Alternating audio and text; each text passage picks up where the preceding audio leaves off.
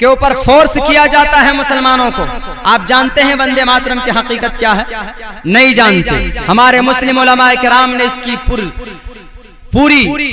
पूरी तौर पर इसकी तरदीद और इसकी मुखालफत की है। क्यों की है? वंदे मातरम की हकीकत देखिए क्या। इस्लाम की जो बुनियाद है, जो रुकन है, जो इंपॉर्टेंट चीज है, कॉन्सेप्ट अबाउट वन गॉड, वो ये है कि एक अल्लाह पर आस्था। और वंदे मातरम कहने से कोई मुसलमान अगर सच्चे पक्के दिल से वंदे मातरम कह ले, अपने बच्चों को स्कूलों के अंदर इसका प्रेयर करा ले वंदे मातरम का, तो वो मुसलमान नहीं रहता, वो काफिर और मुशरिक बन जाता। वंदे मातरम, वंदे वंदना से बना, मातरम भारत माता, मैं तेरी वंदना करता हूँ। वंदना के माने इबादत क्या आते हैं? मैं तेरी इबादत करता हूँ, मैं तेरी योग करता हूँ।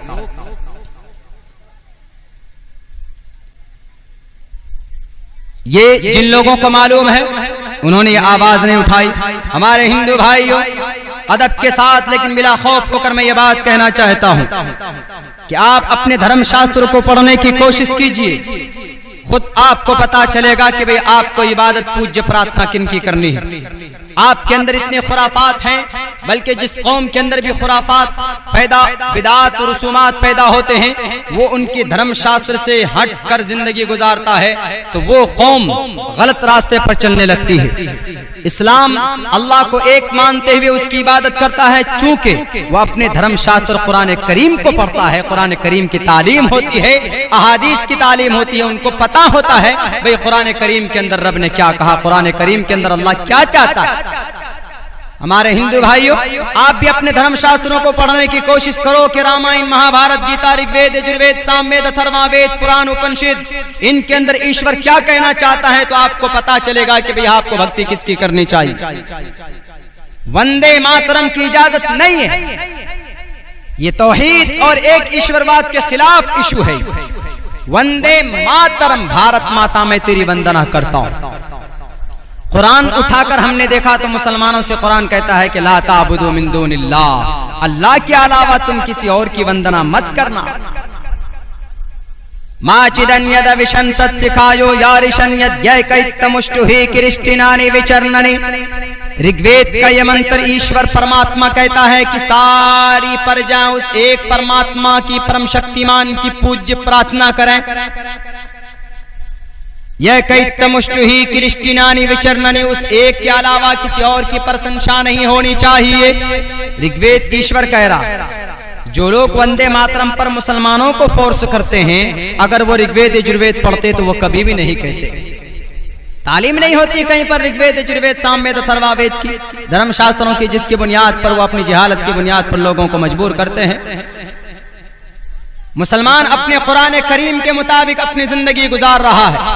हमारे हिंदू भाइयों, आपसे मैं साफ लफ्जों में कहता हूं, आप भी अपने धर्म शास्त्रों को पढ़ो, आपको पता चल जाएगा कि भाई आपके ऋषि मुनि महात्मा लोगों ने कैसे कैसे कार्य किए इस युग के अंदर, इस पृथ्वी के अंदर। वंदे मातरम कहना जायज नहीं है। क्या सिर्फ वंदे मातरम कहने पर भी देश भक्ति का सबूत हो सकता है? 80% काश्तकार लोग ऐसे हैं जो वंदे मातरम कहना नहीं जानते। इंडिया की सरजमीन पर नहीं जानते हैं, तो क्या वो देशभक्त नहीं है? क्या वो देशद्रोही है? आज कहा जाता है कि अगर तुमने वंदे मातरम नहीं कहा तो तुम्हें पाकिस्तान जाना पड़ेगा और तुम देशद्रोही हो।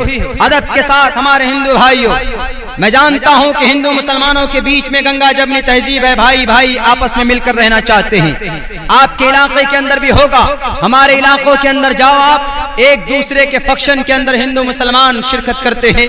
अगर हिंदू भाई की शादी होती है तो मुसलमान जाते हैं। और शरीय एतबार से हिंदू भाइयों के मजहबी त्योहार में मुसलमानों को नॉट अलाउड, इजाजत नहीं है। बाकी आयादत के लिए भी जा सकते हैं और भाईचारे के लिए भी उनके प्रोग्राम में, किसी ऐसे प्रोग्राम में जिसमें आपकी शरीयत की और आपके इस्लाम की उनकी बेइज्जती तौहीन ना हो। शादी ब्याह के अंदर, खाने पिलाने के अंदर आप जा सकते हैं, कोई हरज नहीं है, लेकिन उनके मजहबी त्योहार में आपको इजाजत नहीं है। आज के डेट में भी भारत के अक्सर इलाकों के अंदर भी हिंदू मुसलमान मिलकर रहना चाहते हैं, लेकिन कुछ बहरूपिये जो इख्तिदार में है कुछ फसादी लीडर जो हिंदू मुसलमानों को लड़ाकर, कुछ हिंदू भी हैं कुछ मुसलमान भी है, जिनका परमात्मा उनका ईश्वर नहीं है बल्कि उनकी परमात्मा उनकी कुर्सी है। वह हिंदू मुसलमानों को लड़ाकर राज्य करना चाहते हैं। आप नहीं जानते कि भाई हिंदू मुसलमानों के बीच में क्या रिश्ता है। अभी मुजफ्फरनगर के अंदर कुछ फसादात हुए थे, वहां पर हमारे हिंदू भाइयों ने मुसलमानों की इज्जत और आबरू की हिफाजत की है। आप तारीख नहीं भुला सकते। आप अभी जाओ हजारीबाग झारखंड के अंदर, अभी 2 हफ्ता पहले आपने न्यूज़पेपर के अंदर पढ़ा होगा 35 मुसलमानों के दुकानों को नजरआदिश कर दिया गया। किस बुनियाद पर कि मुसलमान देशद्रोही है, मुसलमान फसादी है, मुसलमान कोई आतंकवाद है। किस आधार पर आप कह रहे हो? भाई श्री कृष्ण का पैगाम है अहिंसा सत्यम करो दस्तयागा शांति पैशुनम दया बुलेश्वरो लूप तवम हीर चापलाम। श्रीमद् भगवत गीता 16वां अध्याय 2 मंत्र। श्री कृष्ण जी विष्णु के 8वें अवतार महाभारत के मैदान में कौरवों को और कंस मामा को मिटाने के लिए श्री कृष्ण आए थे इस दुनिया के अंदर। तलवार उठाई थी, श्री अर्जुन के जरिए से कहा था कि इनका वध करो, इन जालिमों का, जो राक्षस है, जो फसादी है, जो ऐसे लोग हैं जो गरीबों का खून चूसते हैं। श्री कृष्ण ने कहा था कि इंसानों, किसी भी मनुष्य का तुम खून, किसी भी मनुष्य को अपनी जुबान से तुम तकलीफ मत देना। आज पूरे इंडिया के अंदर, पूरे भारत के अंदर बेचारे इन मासूम को तड़पा तड़पा कर मारा जाता था, मारा जा रहा है आज के डेट के अंदर। हमारे हिंदू भाइयों और इन जालिम लीडरों से मैं पूछना चाहता हूं, जो हिंदू मुसलमानों को लड़ाना चाहते हैं अपनी कुर्सियों और अपनी सियासत की रोटियां सेकने के लिए, श्री कृष्ण का ये पैगाम देखो। उधर एक परमात्मा भगवान कह रहे हैं श्री कृष्ण जी, अहिंसा सत्यम करो दस्तयागा। किसी इंसान पर अपनी जुबान से उनको तकलीफ मत देना। अहिंसा सत्यम, सदा सत्य, और फिर ये बोलना करो दस्तयागा, गुस्से को थूक देना। लेकिन आज हजारीबाग के अंदर 85 मुसलमानों को शहीद कर दिया गया। क्या अहिंसा सत्यम करो दस्तयागा की यही तफसीर है? किस बुनियाद पर कि मुसलमान देशद्रोही है? किस आधार पर? अगर मुसलमानों की कुर्बानी, खुदा की कसम, आपके इस भारत पर नहीं होती हमारे हिंदू भाइयों, अगर मुसलमानों ने तलवारें नहीं उठाते, अगर मोहम्मद रसूलुल्लाह की सुन्नत को नहीं अपनाते, तो इन जालिम अंग्रेज से आपका ये भारत माता कभी भी आजाद नहीं हो सकता था। अगर मुसलमान देशद्रोही होता, अगर मुसलमान देश का गद्दार होता, अगर मुसलमान देश का आतंकवाद होता, तो सन 1847 की तारीख उठा कर देखो, चांदनी चौक से लेकर खैबर तक का कोई दरख्त ऐसा बाकी नहीं था जिसमें 70,000 उलमाए किराम की गर्दनें न लटकी हुई हो।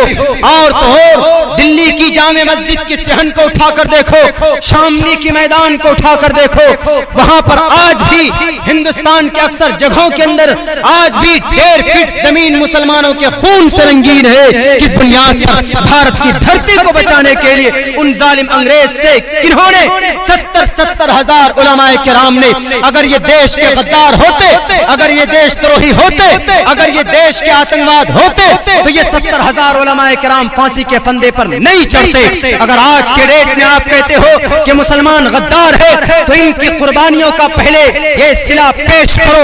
और तो और आपने ये कहना शुरू कर दिया कि मुस्लिम बादशाहों ने तलवारों के आधार पर इस्लाम का प्रचार किया था। किस बुनियाद पर? और नाम जोड़ दिया कि अल्लाह के साथ अकबर बादशाह का नाम लिया जाता है।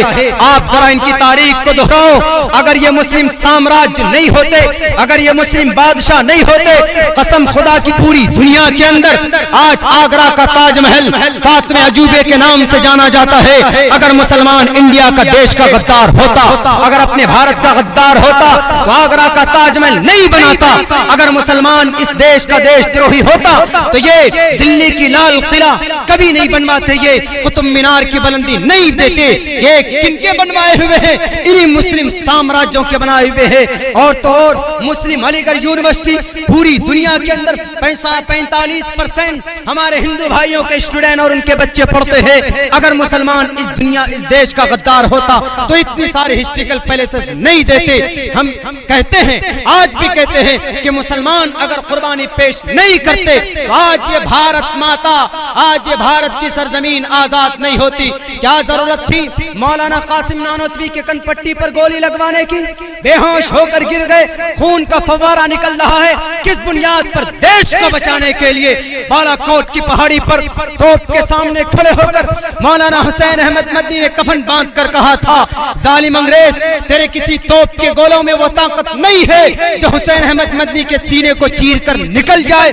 कफन सर पर बांधी हुई है अपने इस देश के लिए। इसका जवाब तो हमारे हिंदू भाइयों, उन जालिम लीडरों से मैं कहना चाहता हूं जिन्होंने आज के डेट के अंदर मुसलमानों को दहशतगर्द कहना शुरू कर दिया है। और उन्होंने कहा, मौलाना हुसैन अहमद मदनी ने कहा, किसी AK-47 की गोलियों में वो गर्मी नहीं जो एक देश, सच्चा देश भक्त हुसैन अहमद मदनी के सीने को चीर कर निकल जाए।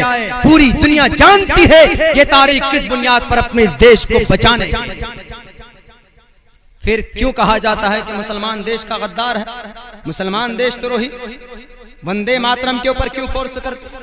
ठीक है, मुसलमान वंदे मातरम कहेगा, मुसलमान वंदे मातरम कहने के लिए तैयार है, और आप इस हिंदुस्तान को हिंदू राज्य बनाना चाहते हैं, वो भी एक्सेप्ट है। खुशी से 25 करोड़ मुसलमान आपको तस्लीम करेंगे कि हिंदू राम राज्य भी कायम कीजिए आप, और वंदे मातरम भी हम कहेंगे। लेकिन there is only one condition. क्या है वो? धर्म शास्त्र। ये शास्त्र विधि मुत्सुरज्य वर्तते काम कार्ता न सिद्धिम वाप्नुति न सुखम न पराम गतिम। श्रीमद् भगवद गीता 9वें अध्याय का 23वां मंत्र ईश्वर कहता है, ये शास्त्र विधि मुत्सुरज्य, जो मनुष्य धर्म शास्त्रों को मुत्सुरज्य छोड़ देता, नहीं मानता, ऋग्वेद यजुर्वेद सामवेद अथर्ववेद, वर्तते काम कार्ता, नफ्स परस्त हो जाता है, ना सा शुद्धिम वाप्नुति, उसको निजात नहीं मिलती, न सुखम, न सुख मिल सकता है, न पराम गति, न पर मरने के बाद वो कभी स्वर्ग जा सकता। कौन? जो इंसान धर्म शास्त्रों को नहीं मानता।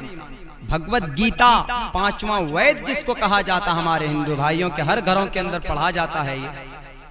अब देखिए, श्रीमद् भगवत गीता का यह पैगाम हमारे हिंदू भाइयों के लिए जरूरी है कि वेदों को मानो।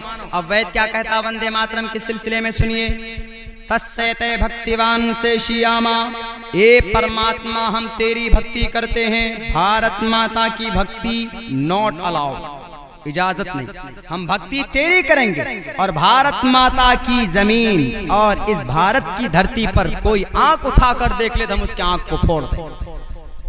हम भक्ति सर तस्सैते भक्तिवान से शियामा, ए परमात्मा हम अपने सर तुम्हारे सामने झुकाएंगे, लेकिन भारत के लिए अपने सर को झुकाएंगे नहीं, अलबत्ता हम कटाने के लिए तैयार। ऋग्वेद कह रहा है, तस्सैते भक्तिवान से शियामा न देवा मुरच्छलामया। मट्टी के अंदर परमात्मा नहीं हो सकता, कंकर के अंदर ईश्वर नहीं हो सकता। कहां है वो? हम सबके दिल, दिमाग के अंदर, मन के अंदर। न संदरोषी स्थिति रूपमस्या न चक्षुषा पश्यते कश्चनैनम। परमात्मा हर जगह मौजूद है, सिर्फ एक भर धरती के ऊपर नहीं। जितना धर्म हमको प्यारा है उतना ही हमको ये देश भी प्यारा, ये मुल्क भी प्यारा, मोहम्मदुर रसूल, बल्कि देश से मोहब्बत करना ये मोहम्मदुर रसूलुल्लाह की सुन्नत भी। आप अलैहिस्सलाम जब मक्कतुल मुकर्रमा से बाहर जा रहे थे, उन जालिम उत्बा शैबा वलीद हंज़ला ने आपको मजबूर कर दिया था हिजरत करने पर, तो रब बाहर निकल कर रो कर कह रहे थे कि काबा ए मक्का, तुझसे ज्यादा प्यारा इस कायनात के अंदर कोई शहर मुझे नहीं है। अगर ये लोग मजबूर नहीं करते तो मैं तुझे छोड़कर नहीं जाता। तो देश से मोहब्बत करना नबी पाक अलैहिस्सलाम की सुन्नत। मुसलमान वो है जिसका सर रब के सामने झुकता है और अपने देश के लिए जिसका सर कटता है, झुकता नहीं है, कट जाता है। 70,000 उलमाए ने अपने सरों को काट दिया अपने देश के लिए, देशभक्ति के।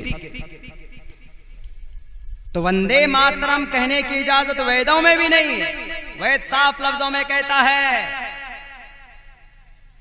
न तस्य प्रतिमास्ति यस्य नाम महद्दसा, उस एक परमात्मा की परस्तिश करो जिसकी कोई परमात्मा, जिसकी कोई तस्वीर नहीं है। अगर आप कहेंगे इसकी परमात्मा, इसकी भक्ति करो, तो इसकी तो एक बॉडी है ना, जमीन है। न संदरोषी स्थिति, जमीन के अंदर परमात्मा नहीं है, परमात्मा हर जगह पर मौजूद, अल्लाह हर जगह पर मौजूद, ईश्वर हर जगह पर मौजूद।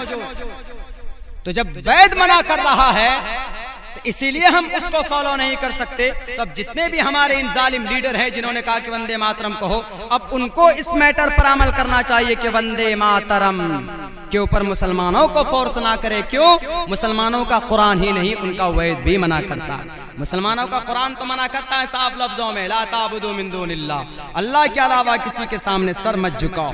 तो मुसलमानों ने एक्सेप्ट कर लिया, लेकिन वंदे मातरम की मखालिफत वैद ऋग्वेद कर रहा है। तस्से ते भक्तिवान से शियामा, परमात्मा तेरी ही भक्ति करते हैं, किसी और की नहीं। तो वंदे मातरम में तो भारत माता की भक्ति आ जाती है, तो फिर तो शिर्क हो गया। जब शिर्क हो जाता है तो फिर क्या अंजाम होगा? अंधंतमा पराविशंति संभवती मुपास्ति ततो भूय व्योति तमो संभूति अमृता। अंधकार में जाने के लिए तैयार हो जाओ, जो एक ईश्वर को नहीं पूछते हो, एक परमात्मा को नहीं पूछते हो। विष्णु, ब्रह्मा, शिव, इंद्रम, मित्रम, मित्रा, वरुण, ये एक खुदा के नाम हैं संस्कृत के अंदर। संस्कृत के अंदर नाम है। दुनिया की सबसे पुरानी जुबान जो है वो संस्कृत।